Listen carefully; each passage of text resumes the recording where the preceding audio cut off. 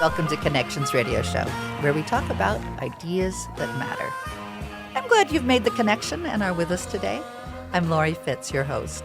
And the goal of our show is to explore a wide range of topics that challenge us to see ourselves, our community, and the world around us in ways that get us exploring, imagining, thinking, connected, and perhaps inspired or challenged to do a bit more because we've made that connection.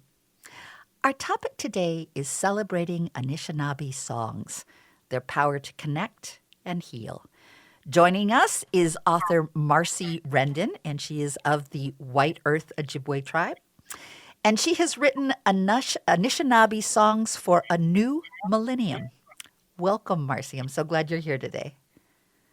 Good to be here. Thank you for having me. Absolutely. So we have a beautiful book with awesome poetry, and some of the write-ups of your work have included "The ancestors who walk with us sing our song. When we get quiet enough, we can hear them sing and make audible to people today." In the Anishinaabe Songs for a New Millennium, Marcy Rendon, a member of the White Earth Nation, summons those ancestors' songs, and so begins the dream singing for generations to come. Tell me a little bit about how these songs can manifest the future and inspire young people today, especially. So I think that, there's so much historical conversation that as Native people, we were going to disappear. Mhm. That, the Curtis paintings, Francis Densmore collecting of our music, the cowboy western movies. It was Sure. all of those things said that Native people were going to be killed off. We weren't going to be here. And then with the boarding schools, the taking of the language, the making illegal Native ceremony up until the Freedom of Religion Act in 1976, I believe it's 76 or 78, where once again we could actually practice our belief systems. And so the general population and Native people in a certain way kind of think, oh, well, these things aren't relevant anymore. Not relevant, but they don't exist. Or we're not connected to them. Because Right. they don't exist, we can't connect. Right. And, I've been writing this collection for 30 years, 40 Wow. years. Wow. And finally got it, put together into a book. But it's like the teachings aren't gone. Mhm. Our relatives kept the teachings alive. Our relatives kept the ceremonies alive, kept the language alive. And so now we can access those things. And many people don't speak Ojibwe. So there's kind of this belief that we're not getting songs anymore. Mhm. But the truth is that we are. But we're getting them in English, or we're getting them, I have friends who sing at, the drums, and they compose songs. So nothing is lost. We just have to find it again. Find it, remember it, connect to it. Yes. You also were very inspired by Gerald Visner. I've got a quote here. "The Anishinaabe heard stories in their dream songs," Ojibwe author Gerald Visner wrote. "And like those stories once inscribed in pictographs on birch bark scrolls, Rendon's poem songs evoke the world still unfolding around us, reflecting our place in time for future generation." Tell me a little bit about your inspiration by Gerald Visner. So he had a book that was published in the early 70s. I think it was Anishinaabe songs. That's not Ojibwe songs. Oh dear, spring songs. I'm totally blanking on the title. I'll find it. I've got my notes. I'll just scroll down a little bit here. But you go right ahead. This was in the early 70s, and I was writing these very short, not haiku, but very short poems, and being dismissed, being told, well, this isn't really poetry. And then I got Visner's book, and they're translations of Ojibwe songs. And I thought, this is what I'm doing. Exactly. I'm just doing it in English, not in Ojibwe. And And here he's translated them into English for us to be able to read. and I've got the title, Okay. Summer in the Spring, Anishinaabe Lyric Poems and Stories. It was edited and interpreted by Ojibwe author Gerald Visner and published by the University of Oklahoma Press in 1963, with later editions in 79, 81, and 93. Yes, yes. And you found yourself and your poetry in that poetry. Yeah, it was like, oh, I'm doing this. Affirmation time. Yes, yes, absolutely. Especially when there's no, there were so few mirrors back in that time that existed of who we were. Or, you had to dig to find anything written by a Native person. And did he refer to them as dream songs, or do you refer to them as dream songs? I don't know if he did. I know that, the way that we're taught is that every person has their song, and you have to just get quiet enough to hear it. And that oftentimes the ceremonial songs will come to you in a dream. So, and I'm not saying that these are ceremonial songs at all, but often what happens for me with my writing of the poetry anyways is I'll be sound asleep, I'll wake up, and that poem will be there. And if I can write it down quick enough, I've got it. The gift of the dream. Excuse me. So I think that's where I decided to call these dream songs.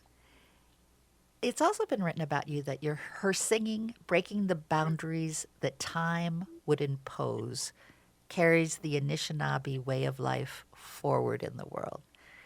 Tell me about breaking the boundaries of time that would impose.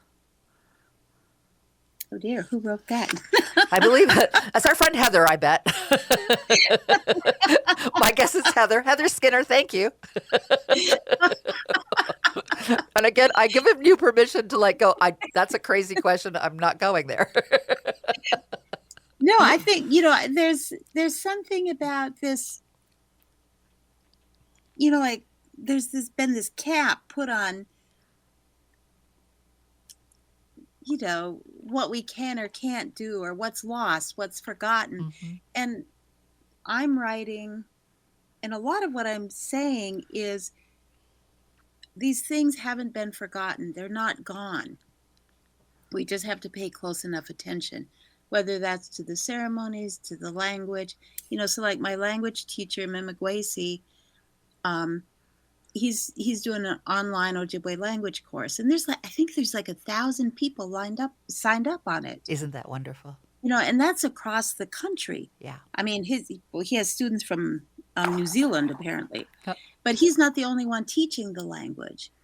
So it's like our relatives kept these things alive for us. They kept alive the traditions and the belief systems and the ceremonies. And all I'm doing with this book is I'm writing down the songs that I've written or the poems that I've written, and saying to other people, you can do this too. There's a gentleman up north, Sonny Peacock, who I know he has a collection of these similar kind of dream songs, but he hasn't gotten them published yet. The other thing that I like about the sense of timelessness is that you are linking to what has always been and how ancestors have kept it alive, but you're also linking to the future. It's like time is a different concept that doesn't pertain almost to the constancy or the connection of past, present, and future. It's all one. Yeah, I think quantum physics is starting to talk about, it's what time goes like this as opposed to exactly. but we're also taught, like we're supposed to think 7 generations ahead. So when we're thinking about the water today, how do we ensure that the next 7 generations will have water? How do we send our thoughts forward 7 generations so that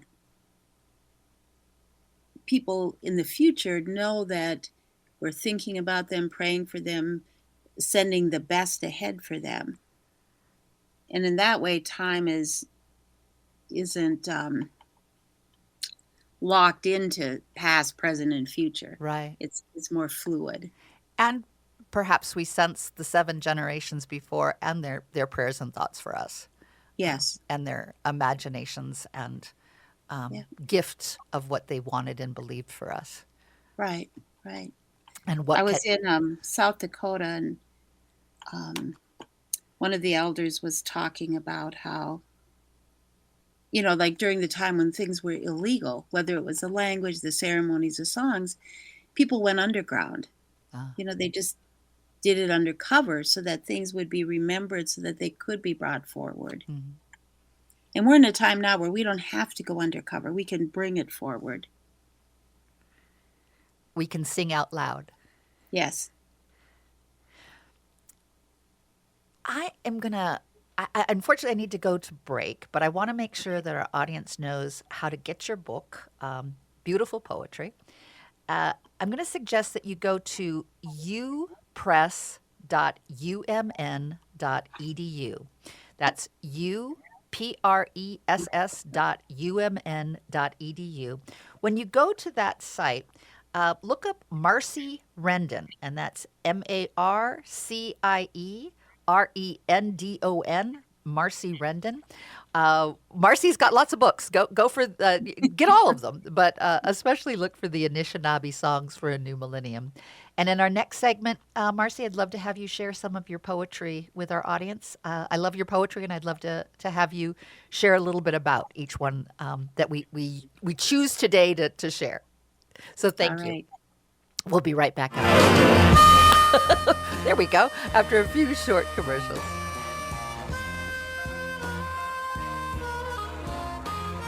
Minnesota. Welcome back to the Connections Radio Show. I'm Lori Fitz, your host, and I'm glad you've joined the conversation. Our topic today is celebrating Anishinaabe songs, their power to connect and heal. And joining us is author Marcie Rendon. Welcome, Marcie. I'm so glad you're here today. Glad to be here. And your wonderful new book, Anishinaabe Songs for a New Millennium. And I'm going to read a couple of poems right now. Yes. Oh, sure. We can go right to the poetry. That would be fabulous. Which poem are you going to choose to share with us?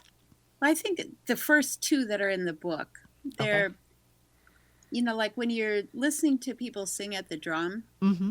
and they're singing in Ojibwe, there's very few words there's very few actual words. That the majority of the song is vocables. Okay. And so these first two poems are just very short. They're as short as haiku, sometimes even shorter, but they're not in that style of haiku.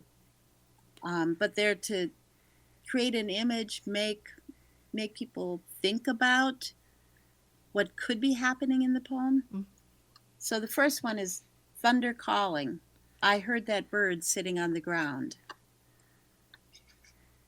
And the second one is gentle moonbeams blossom on the windowsill.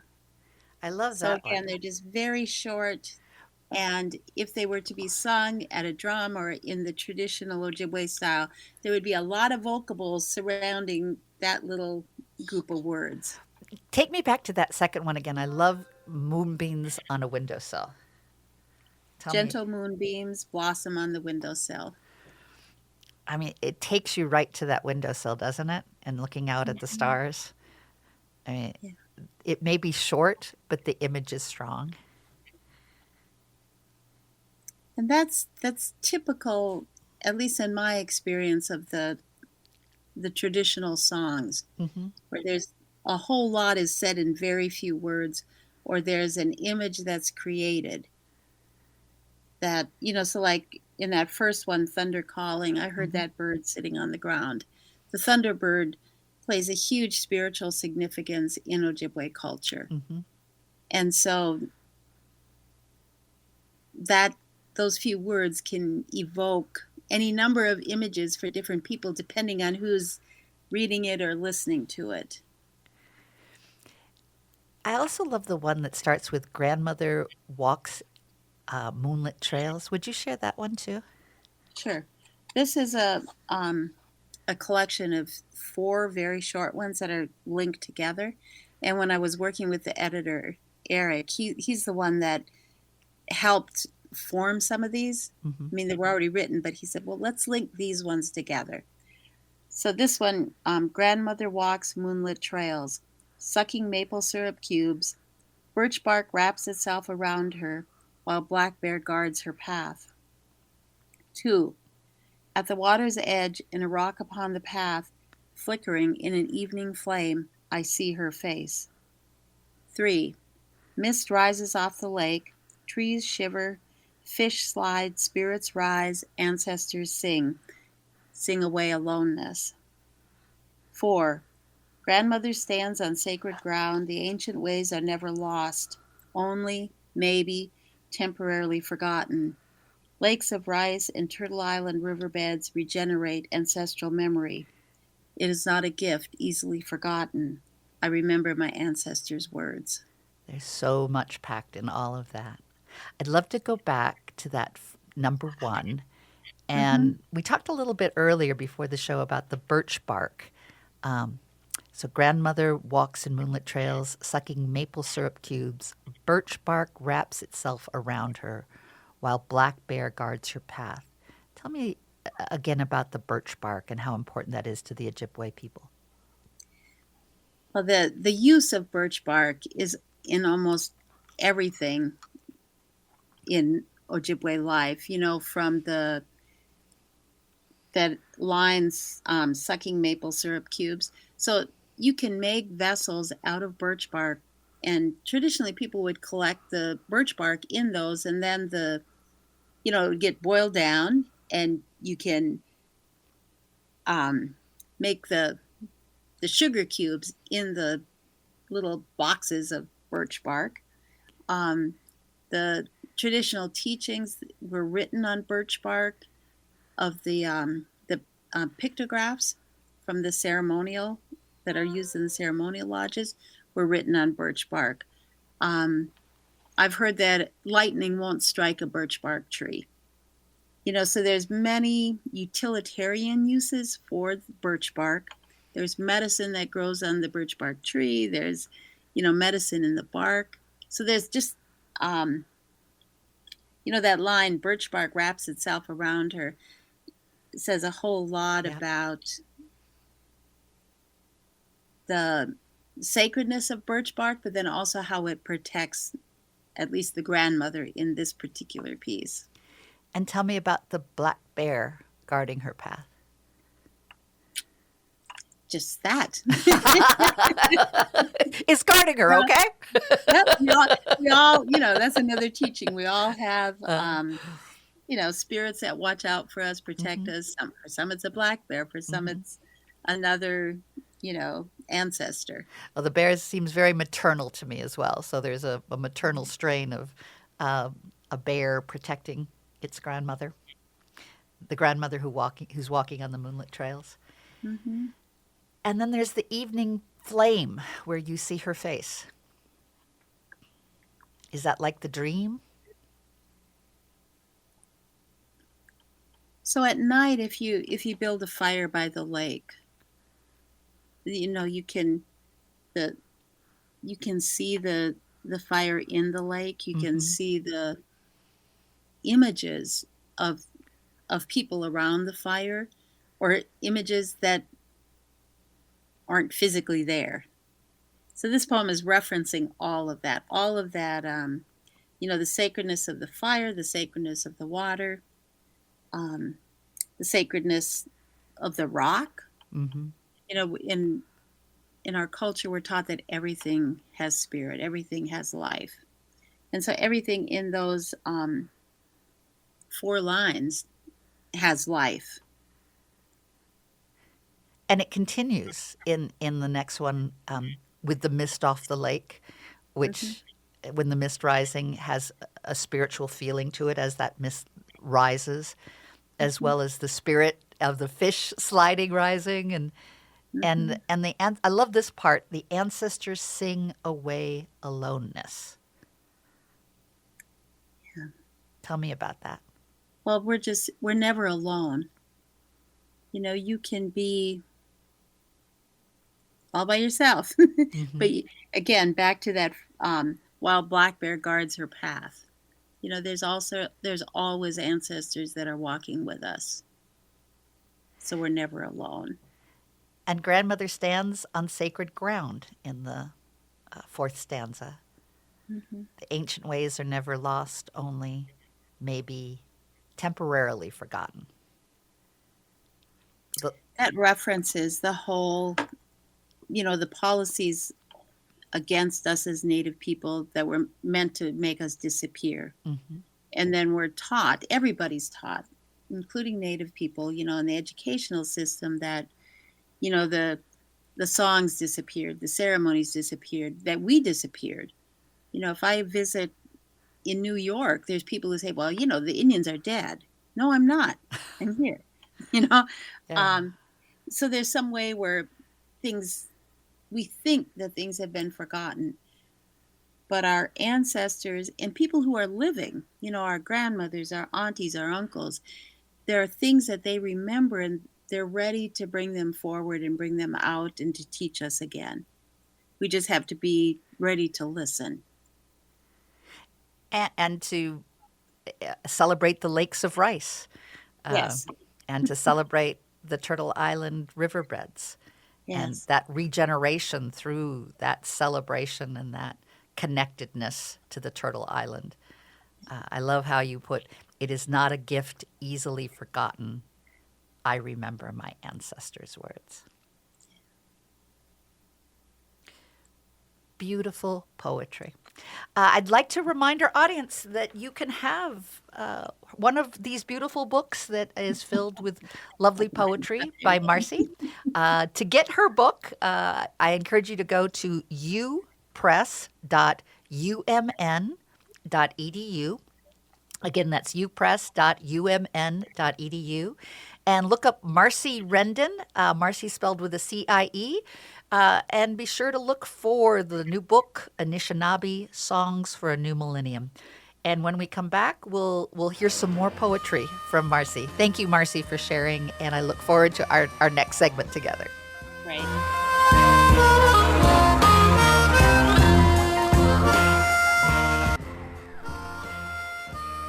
Welcome to Connections Radio Show. I'm Lori Fitz, your host, and I'm glad you've joined the conversation.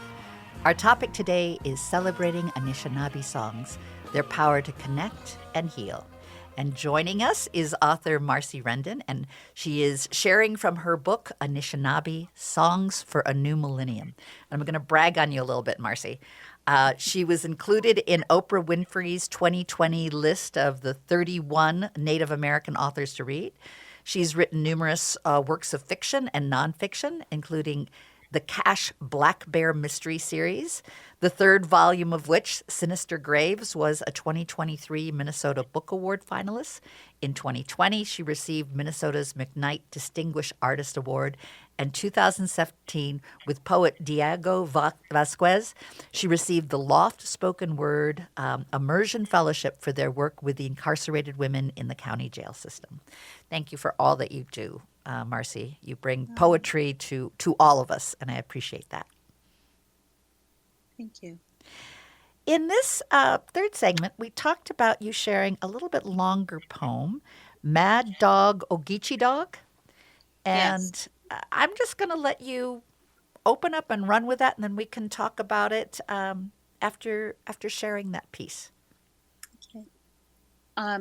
So this was a duet that I wrote when I was in the Nautilus Music Theater composer librettist studio back in early 2000s. And so it was a 2-week long. It went on forever, but it was so intense. Uh, It was one of those life-changing things where as writers, we got to work with composers. mm-hmm. And so this Mad Dog Oh Gitchy Dog was a duet that I wrote during that time. Mad Dog is one of the singers, and Oh Gitchy Dog is one of the other ones. Mad Dog. Loneliness and Mad Dog, my constant company. 12 years of mission school erased my history. Loneliness and Mad Dog, my only company. Oh Gitchy Dog. Wake up, old man. Have a memory. Mad Dog.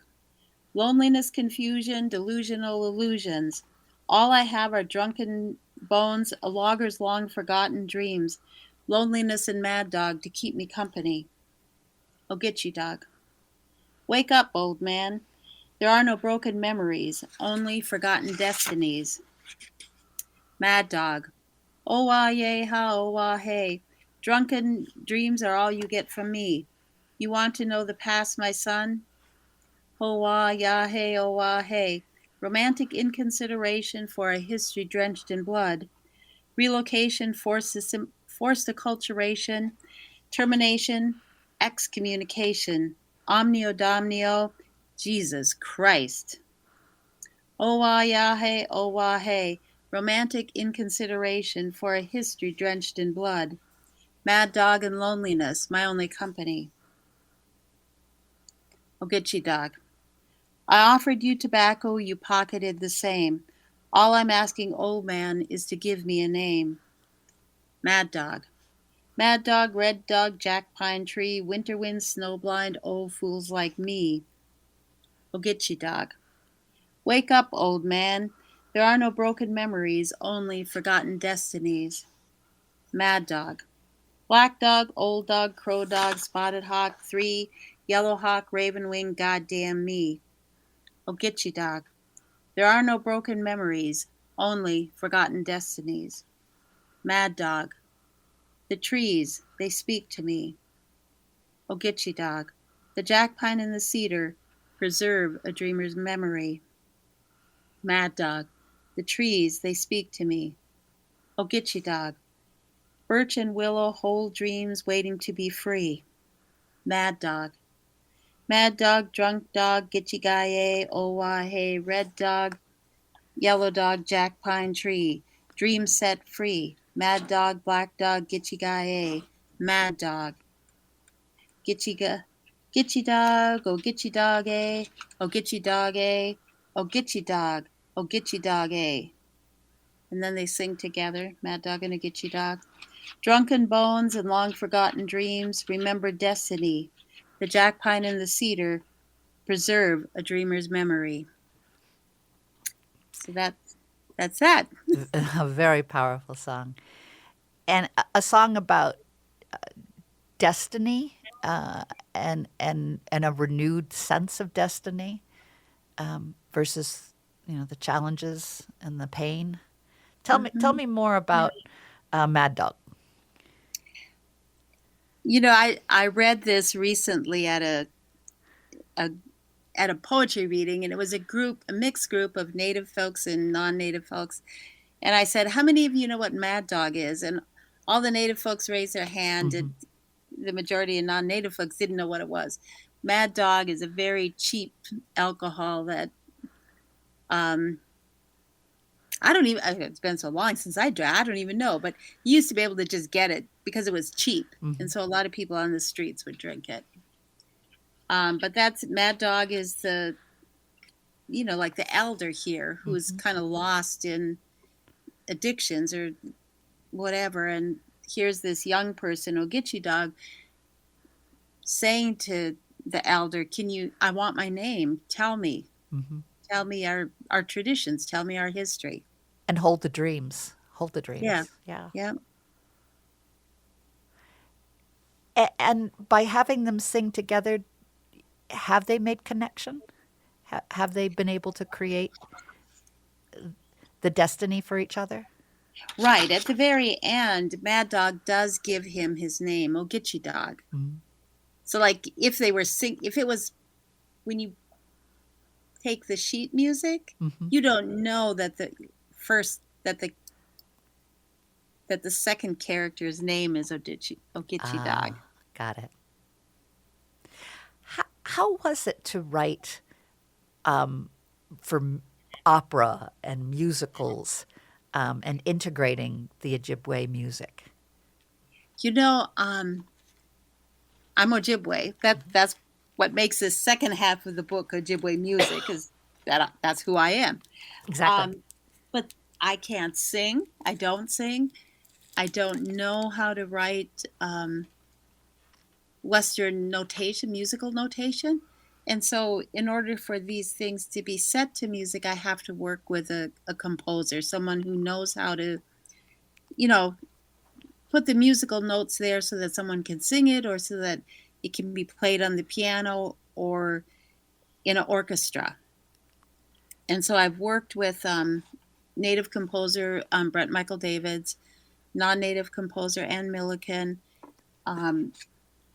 Some of the pieces in here, so like there's the very first one in this segment of performance songs is a 49 song, which is a song that's typically sung at the drum.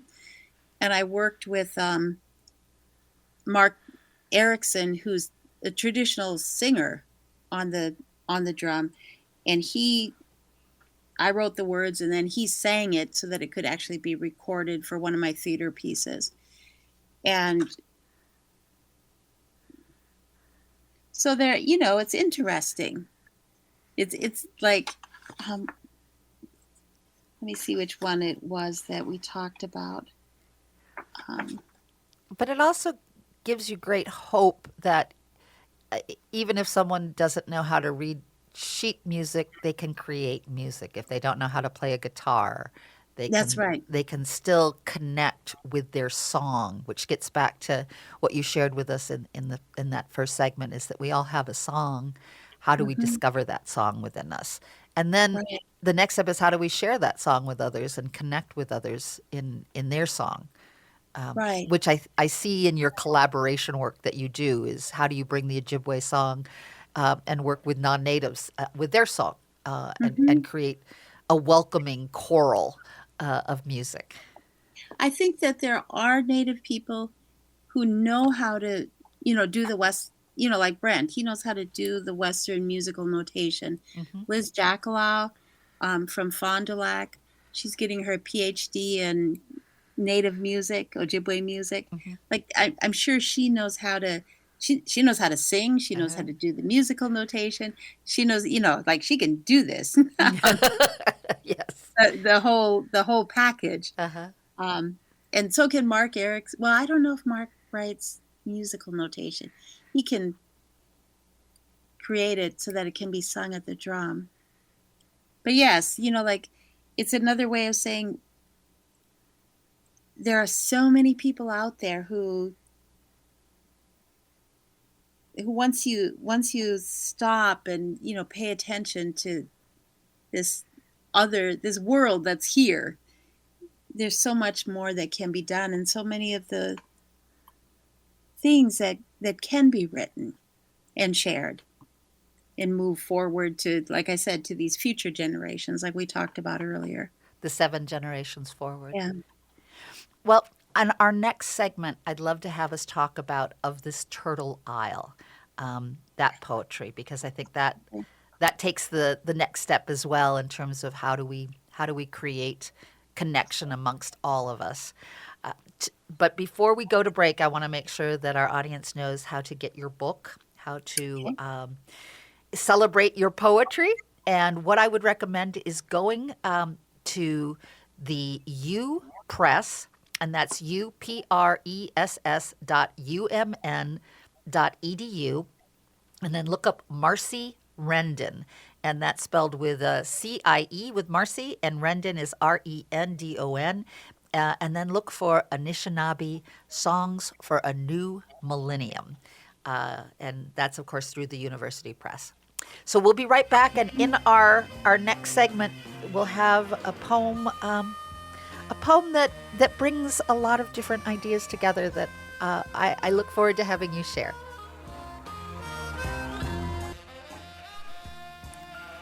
Welcome back to Connections Radio Show. I'm Lori Fitz, your host, and I'm glad that you've joined our conversation today. Our topic's been celebrating Anishinaabe songs, their power to connect and heal. And joining us has been author Marcy Rendon, and we've been talking about her new book, Anishinaabe Songs for the New Millennium. And as I promised in our last segment, I'd love to have you share of this Turtle Isle poem from that book. Okay. So of this Turtle Isle, it was commissioned by World Theater or World Voices. The artistic director was Carl Erickson, and the Western musical notation was written by Brent Michael Davids. Of this Turtle Isle, Ona gente en Dios, a people in God, en Dios, Indians. On a ship bound from nowhere, we land on Turtle Isle. In the shadow of the morning, in the hands of innocence, a wild child, ghetto child, walks me safely home. Lost on a foreign continent, no place to call my own. In the concrete village far from Saigon, in a steel jungle, a wild child, res child, walks me safely home. Lost on a foreign continent, no place to call my own. On Turtle Isle, compassion frees my soul. Elders hold our language to our ear while our children ghetto speak. With ageless innocence, their bodies move to the heartbeat of this Turtle Isle. So you share in the book how this reminds you of your Phillips neighborhood in Minneapolis. Yes. Tell me more about that. Well, Phillips neighborhood is here in South Minneapolis. It's sort of like on the edge of downtown, bordered by Hiawatha, 35W 94. And when I first moved to the Twin Cities, it was like the reservation in the city. It's where all the Native people were, all the Native organizations. And over the years, it's changed, and I think it's because it's a poverty-stricken area and rent is low. And so when new immigrants come into the Twin Cities areas, often the place to find cheap housing is in Phillips neighborhood. So it's become a gathering place for people from all around the world at this point in time, even though it's still the center of the Native American community. And people coming from other countries, going all the way back to Columbus, Mm-hmm. they don't know anything about the Native people who exist here, who did exist, continue to exist, and that we're here, and that this is our homeland, and that we're the ones that, it's our ancestors that feed the soul of this Turtle Island. And so it's saying to all of those people, you're here, and so are we. And it doesn't, I don't know, it's hard to explain. I love the en Dios. Mm-hmm. I love the idea, children of God. So that's actually a line from what Columbus wrote when he reached the Caribbean areas. He said these are such beautiful people, peaceful, like God, in God. They, like they're living in harmony with God. So those lines are taken directly from Columbus's writing on arrival here in what he called the New World. And as immigrants come, and you in your community and the indigenous people lead a more sense of humanity in bringing people together. What great welcoming of immigrants into the indigenous spirit of Phillips neighborhood. Mm-hmm. And they receive anybody new here once they start the educational system, and then what's been put out around the world is the same misinformation. Yeah. That we've disappeared, that we really don't exist, that we were all riding around on horses, living in teepees. Right. And that's not the culture that was here. That's a Plains culture. It's a different culture. So some of it is people from around the world get here and they don't know anything either about who we are or the original intention of the people of this land, which was to live in harmony with each other and with the living environment. And what a stark comparison to the politics of anti-immigration,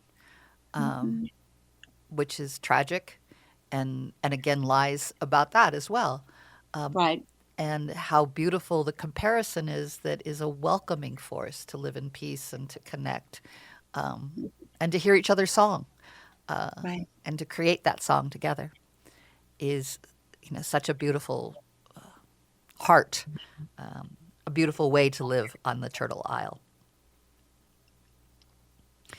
And that in the book you talk about this continental community can survive only by adhering to, listening to the voices of the ancestors, by being one with Turtle Island. And I took that to mean that we can become part of Turtle Isle as well. We are the Turtle Isle, in celebrating that with you. The Hopi prophecy that Thomas Bianca went around the world actually talking about back in the late 60s, early 70s, was the need for all peoples of the world to follow the teachings of indigenous people about living in harmony with the earth. Mm-hmm. And so it's not just about this Turtle Isle, it's about how do, all peoples all around the world listen to the indigenous people of their part of the earth, mm-hmm. because it's the traditional teachings and the living in harmony with the whole entire living ecosystem that has the potential to stop the current climate crisis that we're living in. And perhaps heal us in a way that by connecting with the earth, we can remember, just like so often, and in your last poem, in their last segment, how we can forget, but how can we remember? Right. Marcy, thank you. Thank you for your time. Thank you for sharing your poetry, not only with me and our audience, but sharing it with the world. I encourage all to get her beautiful book, and you can do that by going to a website, the UMN book publishing. Let me pull up that. Here we are. That is UPress, UPRESS.UMN.edu, and then look for Marcy Rendon. Thank you so much for joining us, Marcy, and thank you all for being a part of our Connections radio show here on AM 950, the progressive voice of Minnesota.